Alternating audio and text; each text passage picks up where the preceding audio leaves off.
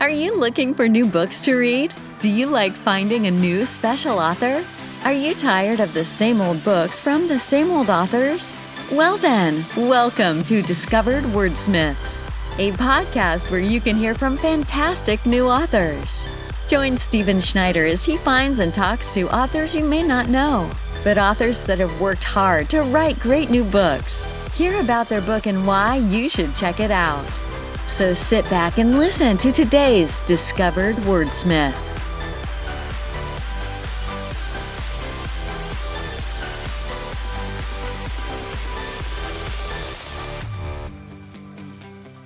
Oh, sounds good. So this morning on Discovered Wordsmiths, I have Erica. Erica, how are you doing today? Fine, how are you doing? Thanks for having me on. Yeah, it's great to see you.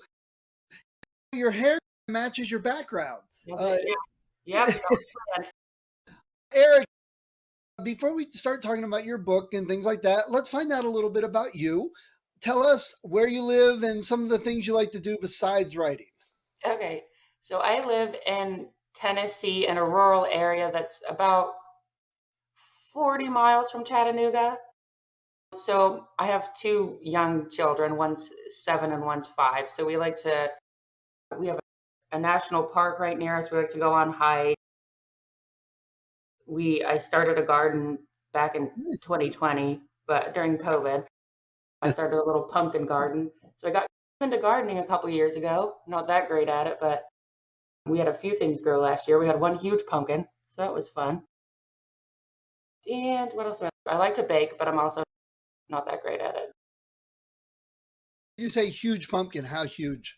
It was, I forget what the name of the pumpkin was, but it was something giant pumpkin, and it was like my son could sit on it. He's 7. He sit on it, and he was really proud of it. I'm sure they love that. Yeah, that's such a fun age for that type of stuff. It really was, and they like to help. He would help me water. He would bring a squirt gun out while I had the hose, and he would like squirt the plants with a squirt gun to water. Nice, good. So, with a family and things, why did you want to start writing? I started writing, I think, since I've been a kid, probably since I was like 10. I've really enjoyed writing, and I've always done it as a hobby. And it wasn't until probably, I think, 2020 or 2019 or 2020, around COVID, when I had some extra time. And so my kids were at an age then where they would play on their own, but I would be in the same room as them, like keeping an eye on them. And so I had the opportunity then to write while they're like either outside or playing in a room. And I was like, I would get ideas for something, and then I would actually finish them through. Because what I would do before is start an idea and then get bored of it. So once I started finishing through with my ideas, I was like, maybe I'll try to send these out, see if they can get published. That would be cool. And then things started to get picked up. I started writing short stories. And so a few of those got picked up. And then I started trying to do more longer form fiction and things like that. So probably the last couple of years, I've really been taking it seriously as more than just like a hobby that if it works, and if it doesn't, it doesn't. Nice. Okay. And so you said you've written a lot of short stories. Are some of them out there that people could check out? Yeah. So most of them are in anthologies or journals. There's one that was in the anthology Lovecraft in a Time of Madness, which is an anthology of short cosmic horror stories. Nice. Based on what H.P. Lovecraft might. Sorry, my cat is meowing. That's okay.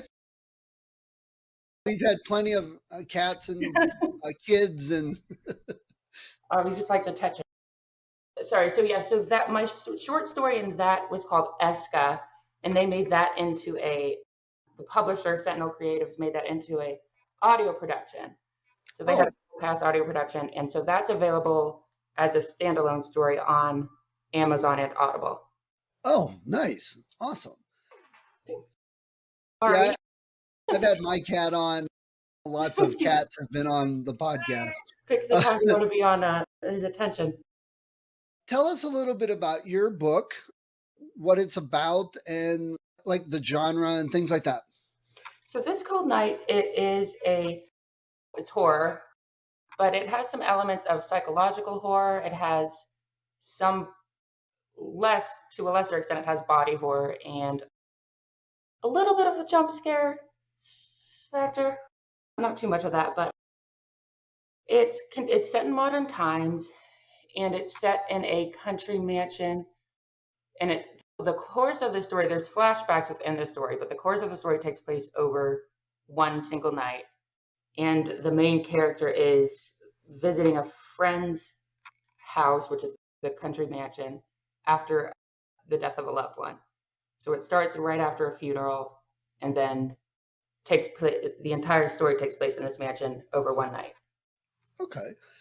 So why did you choose to write horror? That's been my favorite genre since I can remember. My grandma used to read us stories from what was it, for kids? Oh, those anthology stories for kids. I can't remember now. They were scary stories to tell in the dark Oh, yeah. Okay. and things like that. So she would read that to us, and I always thought they were the most entertaining. I was always the most intrigued, and with that genre, I was always hooked. Like I always wanted to know what happened next or what was going on in this story. What was making that sound? What was doing this? And we would watch scary movies, and it's just I've always found it to be the most intriguing, I think, genre for me. So I was always drawn to it, and then when I started writing, I it's fun for me to try to come up with ways to be to frighten people. So I try to think of what's the scariest thing I could put in here. What have I read that's really scared me that I could kind of use that feeling in my own to try to scare somebody else. So it's really fun for me. Nice. Okay. Yeah. And besides scary stories in the dark, what are some of your other favorites? Getting older, H.P. Lovecraft, obviously. I like Stephen King. The first time I read The Shining, though, there's a part where the little boy Danny is in the hallway at the hotel, and he's like looking at a garden hose, and that's all he's doing. But the way it's described is so frightening that it was a long time between then and when I finished the book because I was like, this is too scary. So The Shining was a favorite. I'm trying to think. That's one of my favorites. One of my Yeah, top picks. yeah, and I've read a couple other Stephen King, which obviously were all good, but that one was like that really scared me. I'm trying to think. The Yellow Wallpaper, that short story. Who's that by? Charlotte Perkins Gilman. Short story. It's a Yeah, I've read it. psychological. Yeah, you should check it out. It is. It's like I said, it's psychological, but it is really creepy. Yeah. It's a more classic. I mean, there's a lot of good old horror out there There too. is, and that's a lot of times what I end up listening to. 'Cause a lot of times I read it, but a lot of times it's easier for me to listen because when I'm doing whatever I'm doing throughout the day, a lot of times that's what I'll end up listening to them, and I like the older stories. Okay. And so is this book independently published or traditionally? Do you have a publisher? So it's a small publisher, Bridges Gate Press. Ah, okay. Yep, It's I've not. had several authors from them. And where all can they find your book and do you have a website? So I do have a website which is just WordPress, Erica Schaef, which is ERICASCHAEF, and that's on my social media. So I have a Facebook and a Twitter, which is the same, Erica Schaef. And then so this book is on right now. It's on Amazon, Barnes and Noble, and then through the publisher Bridges Gate Press. Okay, good. And people that have read the story already or read your short stories, what's the feedback you're getting and hearing from them? Luckily, mostly positive. People are saying that it was, which was what I was trying to do. People say it was unexpected, and somebody said it was like a new twist on a haunted house, which is what I was hoping people would think because you Nice. have so many obviously haunted house stories, but I did want to do something that was a little bit different while still being in that of, of haunted house. So I've been really lucky to get really nice positive feedback for the most part. Okay, good. And If you had a choice for this book, would you rather see it as a movie or a TV show? Probably, if I had to pick for this one, probably a movie. Just because, like I Okay. said, it's over one night with some flashbacks. I think it would probably work better as a movie if I had to pick. Okay. And do you have any favorite scary movies? Let's see. I've watched a lot of, they aren't movies, but the Netflix shows. What is it? Mike Flanagan, I think, does with like Midnight Mass, It's a good one. Haunting on Hill House. Yeah, Those ones. the first one Um, was good. The second one was okay. yeah, I think that one was based on the turn of the screw. Yes, So I think yes. if you, yeah, I was gonna say, I think if you, it wasn't as like surprised. It wasn't. I wasn't as drawn into that one. But as far as movies go, oh, let me think. Oh, there was one that came out on Netflix not that long ago that was Behind Her Eyes. It was based on a novel by Sarah Pinborough, I think. I haven't It seen that was. one yet. Oh, you have to watch it. It's really good. It's Nice. one of the. It's one of those you don't see the. I would say read it first, but then also watch it Okay. because they did. The movie did a really good job. Cool. And do you have plans for a next book? Is this the first of a series or is it a standalone? This one's a standalone, and right now I don't have any major plans for anything coming up next. I'm taking a little bit of a break for this winter season, and maybe in the spring trying to start up something new. But I have a few ideas, but nothing really started yet. Got it. Yeah. I think horror is difficult to have a series that keeps the feeling going. They really lend themselves to standalones.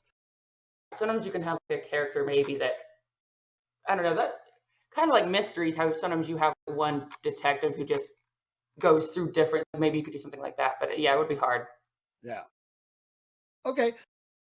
We've already talked about this a little bit, some of your favorite books and authors and that. But do you have a bookstore you like to go to over where you live? I don't. We have a Books a Million, which I do. It's that's a and then our I really like our local library. It's really small and like the children's section is really great. My kids really like it because it just has the way that it has it set up is really great for kids. It's at their level, lots of colors, lots of things going on, and they have comfortable seats, and it's just a really friendly atmosphere in there. So, Yeah, I well, love libraries. I love promoting, pushing libraries. Uh, mhm. I've got an author event coming up in a little over a week at our local library. So, yeah, always trying to encourage people use your library, go to the library. Yeah, it really is. It's great because like even if you want to try out a new author, a new genre or something, and you're like, I'm not really sure I want to commit to it, you can always just go browse, take out a book, and if you don't like it, just bring it back. So, have you read Scary Stories to Tell in the Dark to your kids? No, I haven't read it to my kids yet. We listened to a couple of the stories. My daughter's 5, so we listened to a couple of the stories on her, and she was like, so I'm like, okay, maybe we'll wait a little while. You're going to end up with kids in your bed all night. Right, you don't need to do it too fast, but yeah, she was a bit scared. So yeah, I don't. They like I get some like Halloween themed books that are more spooky, and they really like those.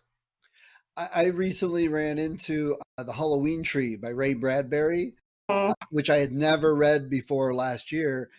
And it was interesting. It was not what I expected at all. It takes a little bit to get into his style, flow of writing, but the whole history of Halloween and all that in the book I thought was pretty interesting. yeah, a lot of them, a lot of the like the Halloween theme books has something like that, like some kind of interesting information. It's not just to scare, not just to be spooky. A lot of them have a really cute lesson or something like that too. All right, so before we move on and talk about some author type stuff, if someone came up to you on the street and said, "Hey, I heard you wrote a book. Why should I get your book and read it?" What would you tell them? I would say if you like horror and you like the haunted house kind of genre, trope, whatever you want to call it, you give it a try because I think I tried to make it unexpected. I tried to make it a little bit different. The backstory of why this house is haunted. give it a try, see if you like it. Great. Nice. Thank you. Appreciate you sharing all that. Hi, if you enjoyed this episode of Discovered Wordsmiths, please support the author. Go to their website, go to Amazon, look them up, get the book. And if you click on the link that I have in the show notes, you'll also help support the podcast so I can keep the hosting and all the software I use and keep it running to help more authors. When I am recording this, we've got over 100 episodes, lots of authors. Go to the website, discoveredwordsmiths.com. Check it out. There's a lot of great authors, probably in some genre that you love. See what they have. Check out their books. That's what the point of the podcast is for. So people can discover new authors, find some new books they love, support the authors so they can continue writing. So please support them. And if you do like the podcast, if you've been thinking of podcasting or you're a writer, I've got some links also at the website. Click on those if you're interested in any of the software or services that I talk about. Everything that I have there is something I use, so I've got an affiliate link. Again, it's a little bit, if everyone clicked on those, if they were going to get it anyway, it helps keep the podcast going. So let's all help each other out and discover more